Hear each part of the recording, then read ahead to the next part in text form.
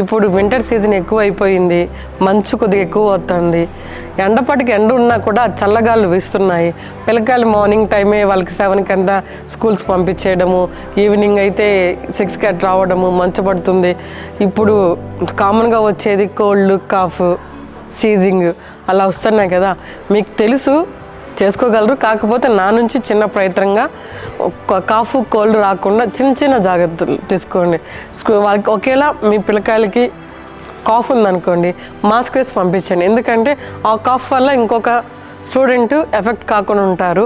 Cough కోసము hot water ఇవ్వండి, గోరువెచ్చని నీళ్ళు ఇవ్వండి, పాలలో పసుపు వేసి ఇవ్వడము అలా చేయండి. ఇంటి శానిటైజర్ అనేది ఒకటి ఇవ్వండి, చేతికి క్లీన్ చేసుకొని ఫుడ్ తీసుకునేటప్పుడు, వాష్రూమ్కి వెళ్ళినప్పుడు క్లీన్గా ఉండడంకి, హైజీన్గా ఉండడం చాలా ఇంపార్టెంట్.